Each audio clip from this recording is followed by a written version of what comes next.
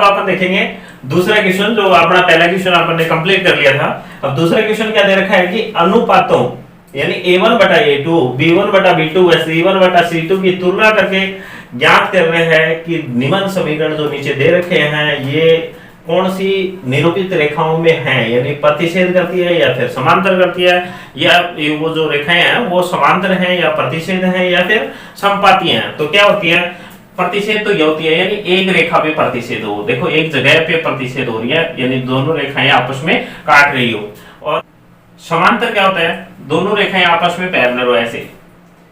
संपाती क्या होती है? ये भी आपको बताया कि उसी रेखा के ऊपर दूसरी रेखा हो, उसी को बोलते हैं संपाती, यानी एक रेखा के ऊपर दूसरी रेखा आ रही है यानी संपाती। इनके हल भी सुन लो क्योंकि अभी अपन ये बता भी दें, क्योंकि ये होता है यानी सिर्फ एक हल होता है, अद्वितीय हल है। इसका क्या है? अद्वितीय हल है, इसके कोई हल नहीं होते और इसके अनेक हल होते हैं, अनंत हल होते हैं। अपन कल भी इनका जिक्र किया था। तो यहाँ पे अपन देखेंगे कि समांतर में क्या होता है और संपाती में क्या होता है, और जो एक बिंदु पे प्रतिच्छेद करती है उसमें क्या होता है। देखो अपना जो क्वेश्चन होता है वो ऐसे होता है, यानी a1x plus b1y plus c1 बराबर 0, और दूसरी इक्वेशन ऐसे a2x plus b2y plus c2 बराबर 0। ये पहली इक्वेशन होती है, ये दूसरी इक्वेशन होती है, यानी दोनों समीकरण ऐसे होते हैं। इसके अंदर अगर a1 बटा a2 बराबर नहीं है b1 बटा b2 की, अगर ये दोनों आपस में, दोनों का अनुपात आपस में बराबर नहीं है तो वो क्या होगी, यानी प्रतिच्छेद करेगी। क्या करेगी? प्रतिच्छेद करेगी एक बिंदु पर प्रतिच्छेद करती है। समझ गए? यानी ऐसे ही होगी उसका जो आंसर अपन देखेंगे। पिछले दोनों क्वेश्चन अपन ने किए थे तो उसमें भी एक ही बिंदु पे दोनों आंसर, दोनों के आंसर एक ही बिंदु पे प्रतिच्छेद हुए थे, उसके आंसर भी पूरे परफेक्ट निकले थे। ठीक है, अब दूसरा अपन देखेंगे। दूसरा में क्या दे रखा है? अगर a1 बटा a2 बराबर है b1 बटा b2 और बराबर नहीं है c1 बटा c2, यानी ये दोनों तो बराबर है, तीसरा बराबर इसके नहीं है, तो अपन क्या करेंगे कि वो समांतर में होगी। क्या किस में होंगी? समांतर में। समांतर रेखाएं होंगी। कैसी? ऐसे आएंगी दोनों की, जब ग्राफ में अपन निरूपित करेंगे तो दोनों के किसमें आएगी? समांतर में आएंगी, और इसका कोई आंसर नहीं होता। ठीक है, और अगर संपाती के लिए अपन देखते हैं तो उसमें क्या होगा? a1 बटा a2 बराबर b1 बटा b2 बराबर c1 बटा c2।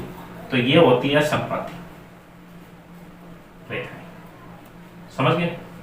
यानी इस टाइप के। और इसके होते हैं अनंत हल होते हैं। इसके क्या होते हैं? अनंत हल होते हैं, और जिसके आंसर होते हैं वो संगत रेखिक युग्म होते हैं, और जिसके आंसर नहीं होते वो क्या होते हैं? असंगत रेखिक युग्म होते हैं। ये पूरा ही मैं यहाँ पे बता देता हूँ, बाकी अपना आगे भी चलेगा ऐसे। तो यहाँ से देख लेना कि इसमें तो होगा अद्वितीय। क्या होगा? अद्वितीय, अद्वितीय हल। ये बीजगणित से होता है अद्वितीय हल। ठीक है, इसका कोई हल नहीं होता, कोई हल नहीं होता, और इसका अनंत हल होते हैं। क्या होते हैं? अनंत हल, यानी इसके आंसर हैं वो अनंत होंगे, तो इसके क्या होंगे? अनंत हल होंगे। और ये क्या है? संगत है, यानी जो आएगा वो संगत होगा। ये असंगत होगा क्योंकि इसका आंसर ही नहीं है, तो असंगत। और इसके भी आंसर तो होते हैं, इसलिए ये क्या है? संगत है। मतलब संगत असंगत का क्या मतलब है कि जो ये समीकरण जो बनेंगे, जिसके आंसर होंगे वो तो संगत होंगे, और जिसके आंसर नहीं होंगे, सिर्फ एक का आंसर नहीं होगा, तो वो क्या होगा? असंगत होगा। अब अपन देखते हैं पहला क्वेश्चन। पहला क्वेश्चन में क्या दे रखा है भाई? 5x minus 4y plus 8। तो a का मान क्या आ रहा है? a, यानी पहली इक्वेशन में इसका a1 कितना है? 5 है। b1 का मान कितना आ रहा है? -4 है। c1 का मान कितना आ रहा है? 8 आ रहा है। ऐसे a2 का दूसरा, तो a2 बराबर 7 और b2 बराबर 6 और c2 बराबर -9। इसमें रखेंगे a1 बटा a2, a1 बटा a2 बराबर 5 बटा 7 और b1 बटा b2 -4 बटा 6। अगर ये कट रहे हैं तो काट दो, क्योंकि ये तो नहीं कट रहे, ये कट रहे हैं तो इसे काट भी सकते हैं, क्योंकि अनुपात में ही तो करना है। तो -2 बटा 3। अब यहाँ पे देखो, क्योंकि तीसरा तो अपन कब लिखेंगे? जब तीसरे की अपन को जरूरत हो। और यहाँ से ही अपन देखेंगे दो ही अपने बराबर नहीं, ये 5 बटा 7 आ रहा है, ये -2 बटा 3 आ रहा है, तो ये दोनों आपस में क्या है? बराबर नहीं है, तो यहाँ भी अपन लिख देंगे a1 बटा a2 बराबर नहीं है b1 बटा b2। यानी कौन सा होगा, एक बिंदु पर प्रतिच्छेद करेगा, एक बिंदु पर प्रतिच्छेद करेगा या एक बिंदु पर प्रतिच्छेद होती है, ऐसे ही होती है। ठीक है, पहला क्वेश्चन का अपन ने आंसर देख लिया, दूसरा और देख लो। दूसरा में अपन देखेंगे तो दूसरा क्वेश्चन यहाँ पे यानी आंसर 2 ये ऐसे। ठीक है, दूसरे का आंसर देखो, उसमें क्या है, a1 का मान a1 इक्वल यानी 9 और b1 का मान दे रखा है कितना 3 और c1 का मान कितना है, c1 बराबर 12, a2 का 18, b2 का यहाँ पे अपन देखेंगे b2 बराबर 6 और c2 का मान है 24।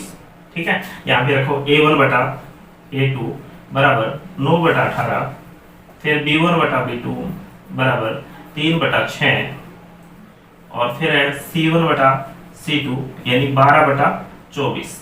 तो यहाँ पे देखो ये कट रहे हैं, 9 एकम 9, 9 दूनी 18, 1 बटा 2 आ रहा है, ये भी 1 बटा 2 आ रहा है, ये भी कितना आ रहा है 1 बटा 2 आ रहा है। तो तीनों में क्या आ रहा है, तीनों में 1 बटा 2 आ रहा है, यानी तीनों ही आपस में बराबर है। तो लिखेंगे a1 बटा a2 बराबर b1 बटा b2 बराबर c1 बटा c2। और यहाँ पे देखेंगे तीनों में बराबर क्या आ रही है, यानी इसमें आ रहा है, तो इसमें अपन बोलेंगे कि संपाती रेखाएं हैं। क्या है, संपाती रेखाएं हैं। और इसमें आपको ये हल और ये नहीं पूछा कि संगत है संगत नहीं, तो अपन बोल भी सकते हैं यहाँ पे इसके अनंत हल हो गए और इसके ये कौन से रैखिक युग्म है, यानी संगत रैखिक युग्म है।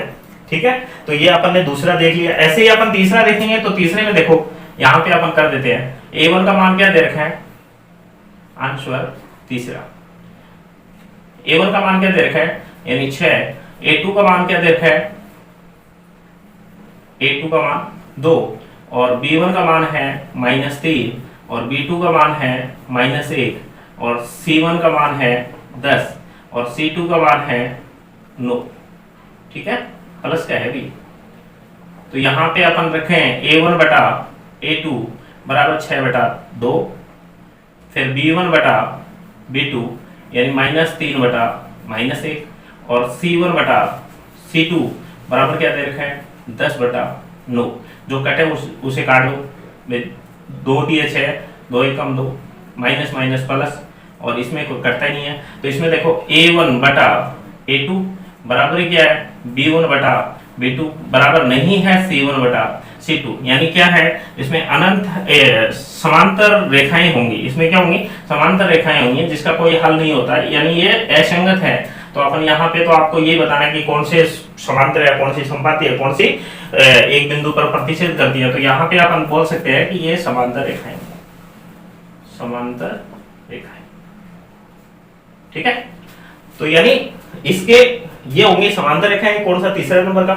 यहाँ पे भी मैं बता देता हूँ ये कौन सा, यानी इसका तीसरा का होगा और संपाती पे कौन सा कर रहा है यानी दूसरा, ये दूसरा पे होगा और एक बिंदु पे प्रतिच्छेद कौन सा कर रहा है, पहला क्वेश्चन कर रहा है। ऐसे अपन ने ये दूसरा क्वेश्चन अपन ने यहाँ पे कंप्लीट किया। अब क्वेश्चन देखेंगे अपना तीसरा क्वेश्चन। ओके, क्वेश्चन नंबर तीसरा देखते हैं, जो थोड़ा थोड़ा यानी अपना जो 2 का क्वेश्चन है उसमें थोड़ा, क्योंकि उसी टाइम आपको बताया भी था। इसमें देखो अनुपात तो वो दे रखा है कि a1 बटा a2 b1 b2 और c1 c2 की तुलना करके ज्ञात करो कि रैखिक समीकरण के युग्म संगत हैं या फिर असंगत हैं। आपको ये बताना है कि संगत हैं या फिर असंगत हैं। तो इसमें अपन देखेंगे कि कौन सा संगत होता है, कौन सा असंगत होता है। जिसके आंसर निकलेंगे, जिसके हल हैं वो तो क्या होगा, संगत होगा। जिसका हल नहीं है वो क्या होता है, असंगत होता है। यानी अपना जो क्वेश्चन होता है वो a1x plus b1y plus c1 बराबर 0 पहले इक्वेशन।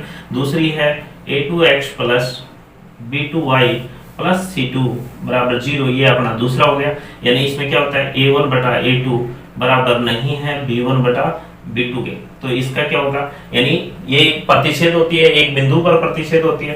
तो लिख दो यहाँ पे, मैं तीनों ही बता देता हूं। एक बिंदु पर प्रतिच्छेद होती है और हल क्या होंगे इसके, अद्वितीय हल, अद्वितीय हल। यानी ये क्या होगा, संगत समीकरण होगा। क्या होगा, संगत होगा।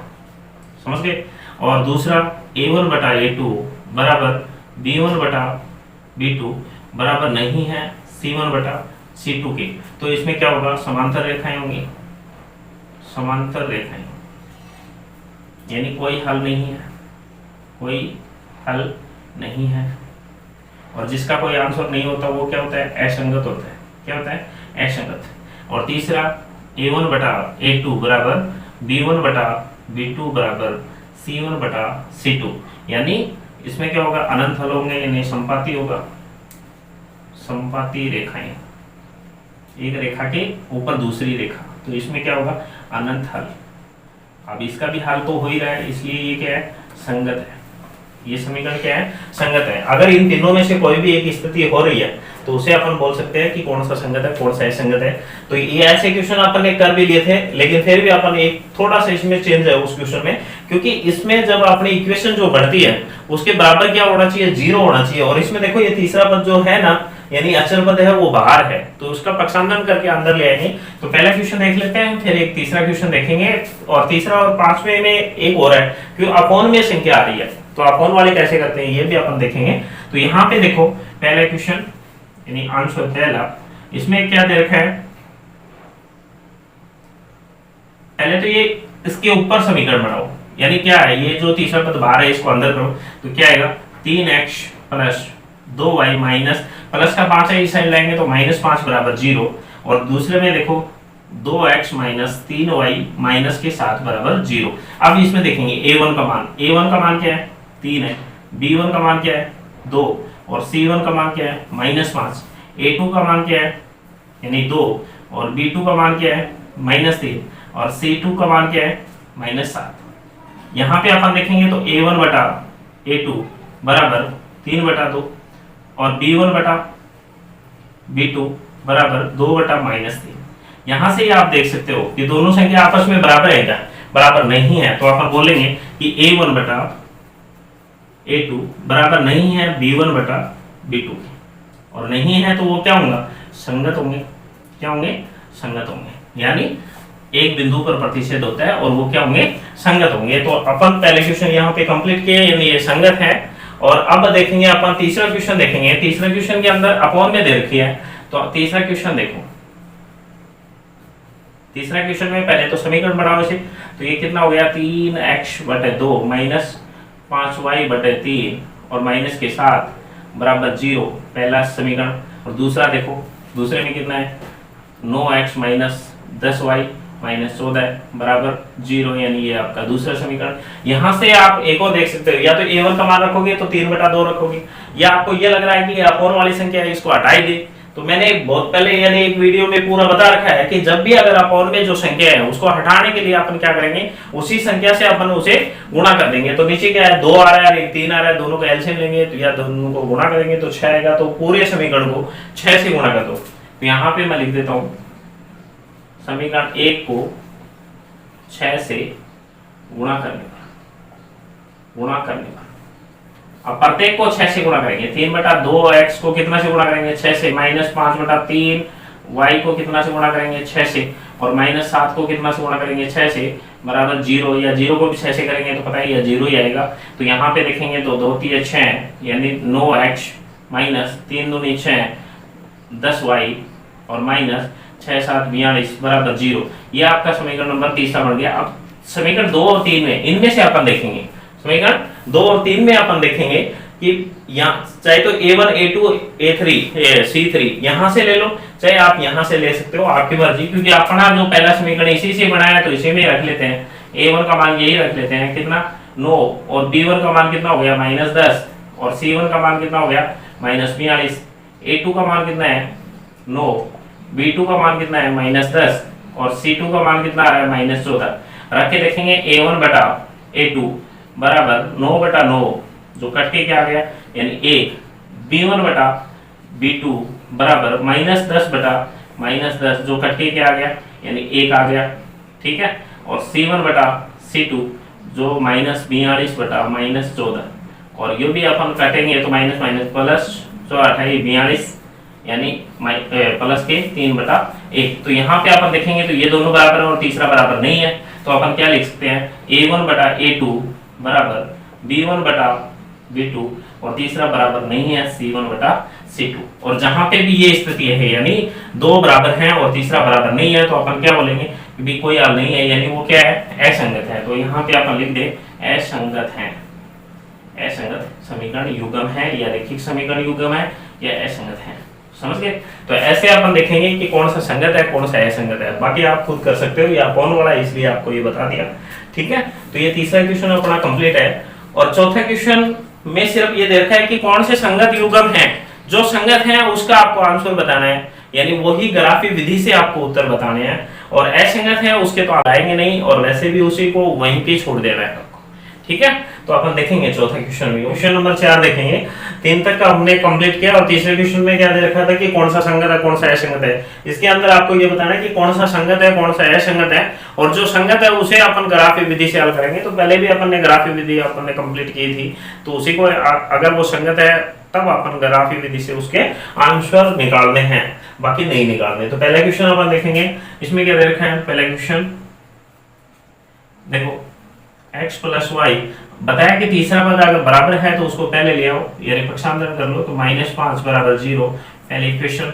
दूसरी में अपन देखेंगे तो 2x प्लस 2y -10 बराबर 0, ये हो गया अपना दूसरा इक्वेशन। अब इसमें रखेंगे a1 का मान क्या है 1 है, b1 का मान भी 1 है, c1 का मान -5 है, a2 का मान कितना है 2 है, b2 का मान देखेंगे तो 2 है, c2 का मान कितना है -10 है। रखेंगे a1 बटा a2 बराबर 1 बटा 2 और b1 बटा b2 बराबर 1 बटा 2 और c1 बटा c2 यानी -5 बटा -10, जो कट के क्या आएगी 1 बटा 2। तो इसमें देखेंगे तो तीनों ही बराबर आ रहे हैं, देखो 1 बटा 2 1 बटा 2 ऐसे। तो a1 बटा a2 बराबर b1 बटा b2 बराबर c1 बटा c2, यानी जब तीनों मान बराबर हैं तो वो क्या होंगे, यानी संपाती में होंगे। किसमें? संपाती में। ठीक है, संपाती में रेखाएं होंगी और इसके अनंत हल होते हैं। क्या होते हैं? अनंत हल।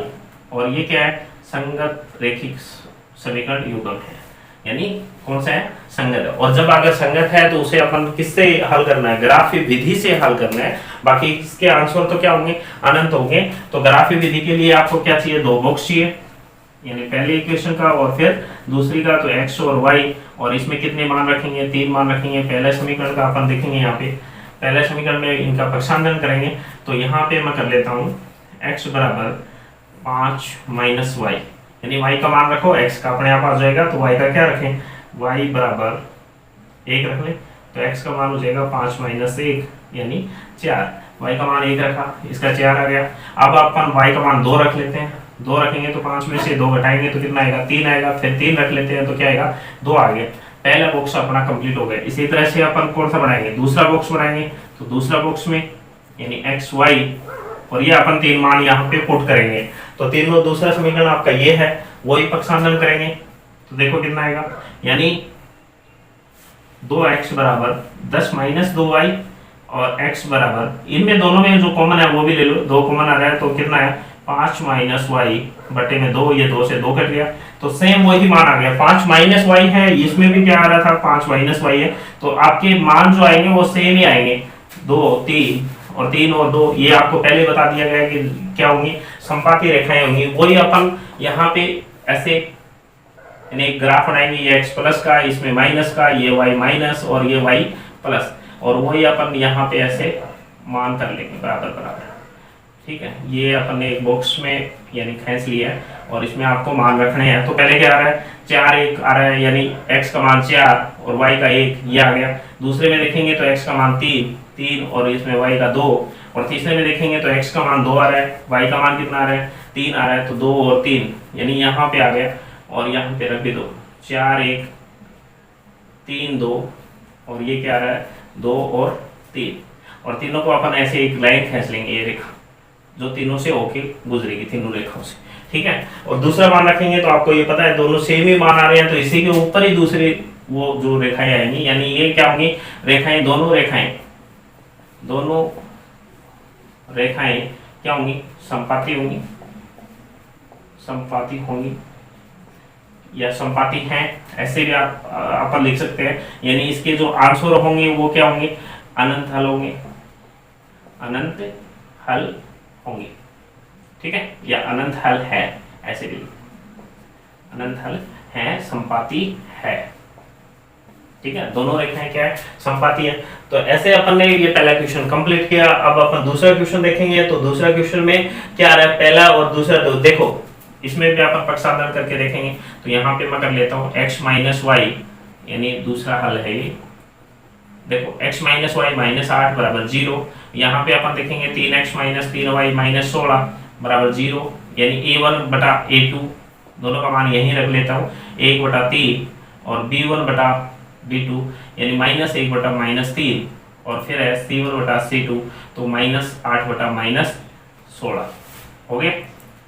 अब इसमें जो कट रहे हैं उसे काट दो, ये माइनस माइनस प्लस हो रहा है, ये भी प्लस हो रहा है, 1 बटा 2 आ रहा है। तो यहाँ पे देखो ये 1 बटा 3, ये 1 बटा 3, यानी a1 बटा a2 बराबर b1 बटा b2 बराबर नहीं है c1 बटा c2। इसका कोई हल नहीं होता, अपन ने देखा कोई हल नहीं होता। अगर कोई हल नहीं होता है तो वो क्या होंगे, असंगत होंगे। क्या होंगे, असंगत। और असंगत है तो उसे अपन ग्राफी विधि से हल करने की जरूरत नहीं है, सिर्फ आपको जो संगत है उसी को ग्राफी विधि से हल करना है। तो इसको यहाँ पे छोड़ देंगे क्योंकि ये असंगत है। अब अगर तीसरा देखेंगे तो तीसरा आपको देख सकते हो, इसमें भी कितना आ रहा है, 1 बटा 2 आएगा, कटने के बाद में ये भी 1 बटा माइनस 2 आएगा।